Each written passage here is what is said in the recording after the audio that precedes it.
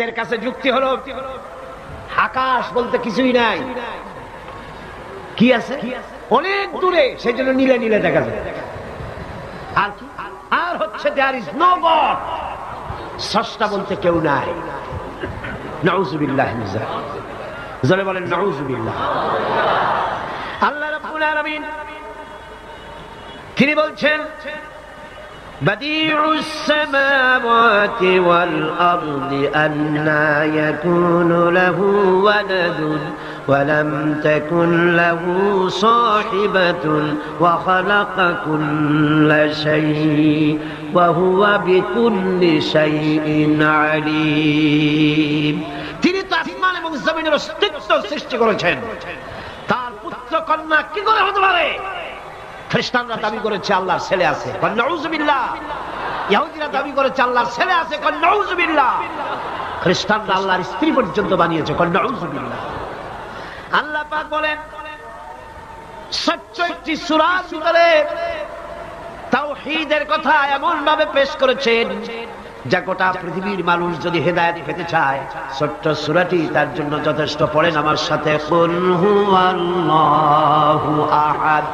পড়েন সবাই, কুল হুয়াল্লাহু আহাদ আল্লাহুস সামাদ লাম ইয়ালিদ ওয়া লাম ইউলাদ ওয়া লাম ইয়াকুল লাহু কুফুয়ান আহাদ। আল্লাহ পাক বলেন, হে নবী আপনি বলুন আল্লাহ এক এবং একক, তার কোনো অংশীদার নাই, তিনি বেনিয়াজ, তিনি কাউকে জন্ম দেন নাই, তাকেও কেউ জন্ম দেয়নি। আকাশ আর জমিনে আল্লাহর সমকক্ষ কেউ নাই, কেউ নাই। তিনি এক এবং একক। তার একত্ববাদের দাওয়াত দেওয়ার জন্য অসংখ্য পয়গম্বর আল্লাহ পাক এই দুনিয়ায় পাঠিয়েছেন, আর সমস্ত পয়গম্বর দাওয়াত দিয়েছেন কি লা ইলাহা ইল্লাল্লাহু মুহাম্মাদুর রাসূলুল্লাহ। সবাই দাওয়াত দিয়েছেন লা ইলাহা ইল্লাল্লাহ, লা ইলাহা ইল্লাল্লাহ, লা ইলাহা লা ইলাহা ইল্লাল্লাহ। কোন ইলাহ নাই, কোন আইনদাতা নাই, কোন বিধানদাতা নাই, কোন শাসনকর্তা নাই, আল্লাহ ছাড়া কেউ নাই। বলে সুবহানাল্লাহ। আল্লাহ এক এবং একক, তিনি সব সৃষ্টি করেছেন। আল্লাহ পাক বলছেন আল্লাহুল্লাযী খালাকাস সামাওয়াতি ওয়াল আরদা ওয়া আনজালা মিনাস সামাই মাআন ফাআখরাজা বিহি মিনাস সামারাতি রিজকান লাকুম। আল্লাহ হচ্ছেন তিনি যিনি আকাশ সৃষ্টি করেছেন, জমিন সৃষ্টি করেছেন, আর আকাশ থেকে পানি বর্ষণ করে তোমাদের খাদ্য উৎপাদন করে দিয়েছেন। এই পানি হচ্ছে মানুষের জন্য জীবন। পানির এক নাম কি? জোরে বলেন, পানির এক নাম কি? জীবন। এই পানি এক নাম জীবন। কিন্তু কর্ণফুলীর পানি যদি চট্টগ্রামে 10 ফুট উঁচা হয়ে আসে, পানির নাম হবে কি? নাম হবে মরণ। এই পানিকে কন্ট্রোল করেন আল্লাহ রাব্বুল আলামিন। আল্লাহ যদি ইচ্ছে করেন বেশি করে পানি দিয়া পুরা এলাকা ডুবাই দিতে পারেন, আবার ইচ্ছে করলে পানির ভিতরে মানুষ বাঁচাই দিতে পারেন, আগুনের মধ্যে মানুষ বাঁচাইতে পারেন। সমস্ত ক্ষমতা হচ্ছে, কর্তৃত্ব কেবলমাত্র আল্লাহ পাকের। কর্তৃত্ব কার? কর্তৃত্ব কার? আল্লাহ পাকের কর্তৃত্ব। হযরত নূহ আলাইহিস সালামের জামানায় 40 দিনের বন্যা।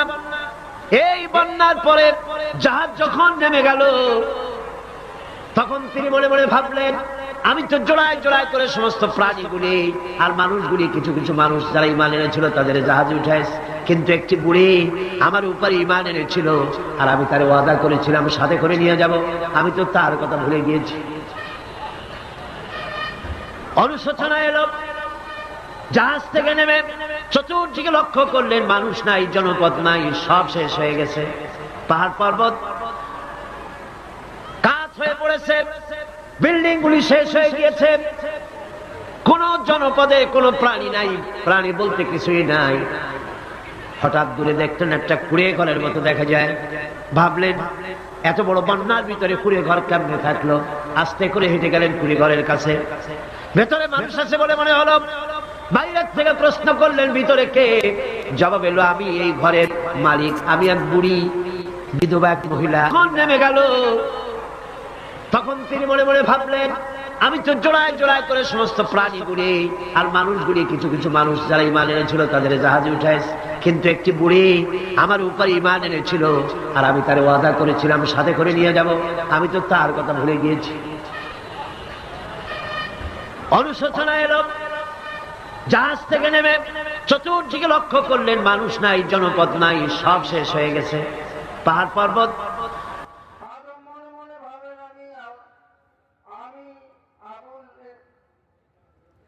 সমস্ত মানব জাতির আমি পিতা, আমি যদি ইমাম হতে পারতাম।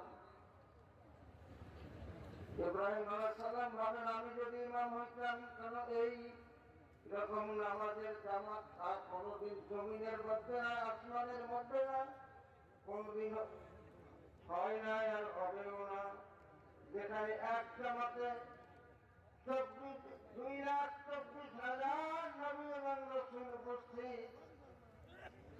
সেই জামাত কোনদিন হয় নাই, কোনদিন হবে না। সকল নবীর ইচ্ছা এখানে ইমামতি করা। আল্লাহু আকবার। হযরত জিবরাইল নবীজিকে ইমামের জায়নামাজে দাঁড় করাইয়া দিলেন। আমার নবী সিজদায় যায়, তার পায়ের কাছে হযরতে আদম, হযরতে ইব্রাহিম, হযরতে মূসা, হযরতে ঈসা, 24,000 1,24,000 পয়গম্বর নবীর পায়ের পিছনে, আমার নবীর সামনে ইমামুল মুরসালিন। সেই নবী আমরা উম্মত হতে পারছি।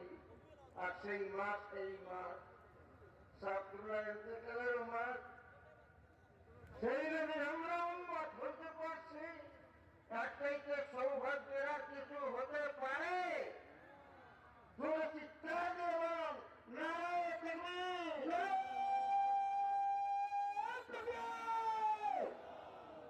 নারায়ে তাকবীর, নারায়ে রিসালাত, আহলে সুন্নাত ওয়াল জামাত।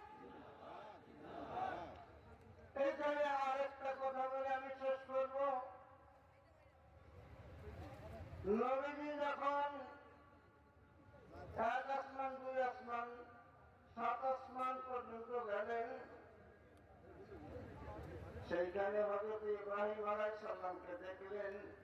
আবুল আম্বিয়া হযরত ইব্রাহিম আলাইহিস সালাম মসজিদুল আকসা,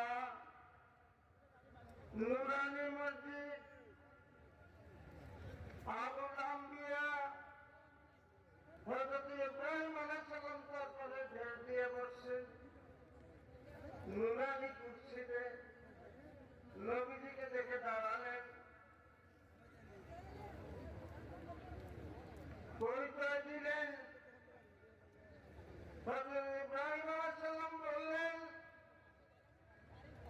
নবীজি ইব্রাহিম আলাইহিস সালামের বংশধর, ইব্রাহিম ইসমাঈল হইয়া, হযরত আব্দুল্লাহ হইয়া, মুহাম্মদুর রাসূলুল্লাহ সাল্লাল্লাহু আলাইহি ওয়াসাল্লাম 43তম লিঙ্গ পুরুষ। বলেন আমার নেক সন্তান, ধন্যবাদ। কেউ পর্যন্ত সশরীরে আসতে পারে না, আসলেও না। আপনি তো আরো সামনে যাবেন, আলমে জাবারত পার হবেন, আলমে লাহুতে পড়বেন, আরশে আজিমে যাবেন, আল্লাহর সাথে দিদার হবে। আল্লাহর সাথে যখন দিদার হবে, তখন আমার একটা দরখাস্ত পাস করাইয়া নিয়ে আসবেন। সুবহানাল্লাহ। নবীজি বললেন কি? বলেন দরখাস্তটাই কিয়ামতের দিন আল্লাহ রাব্বুল আলামিন তার সমস্ত বান্দাকে হাজির করবেন হাসরের ময়দানে। প্রত্যেক নবীর সাথে তার উম্মত, আদম তার উম্মত, ঈসা তার উম্মত, সাথে মূসা আলাইহিস সালাম তার উম্মত, সাথে আপনি উঠবেন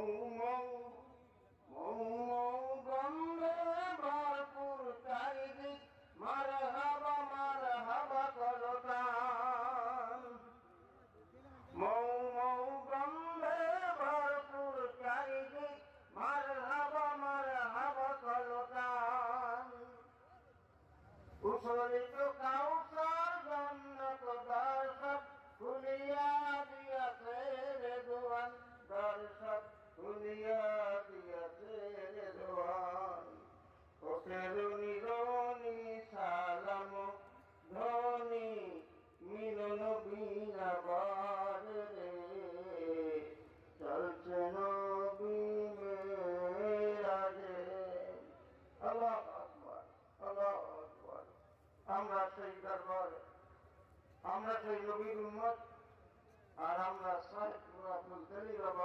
রহমাতুল্লাহ আলাইহি আল্লাহ রাব্বুল আলামিন তার ভক্তদের আশিকদের মুরিদদের আমাদেরকে অন্তর্ভুক্ত করেছেন আল্লাহু আকবার সাহেবুল্লাহ রহমাতুল্লাহ আলাইহি জানাজা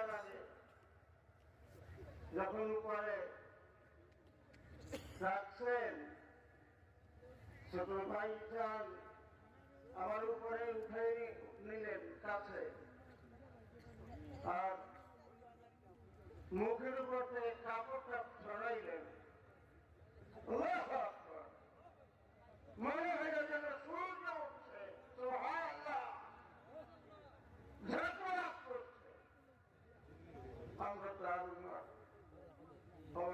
তার মুরিদ হওয়ার তৌফিক দিয়েছেন আর ওই নবীর উম্মত হওয়ার তৌফিক দিয়েছেন এই জন্য জোরে একবার চিৎকার দিয়ে বলুন আলহামদুলিল্লাহ আল্লাহুম্মা আমিন ربنا تقبل منا انك انت السميع العليم وتب علينا يا مولانا انك انت التواب الرحيم اللهم صل على سيدنا مولانا محمد صلاة تنجينا بها من جميع الأهوال والآفات تقضي لنا بها جميع الحاجات تطهرنا بها من جميع السيئات ترفعون بها عندك على الدرجات تبلغون بها أقصى الغايات من جميع الخيرات في الحياة وبعد الممات إنك على كل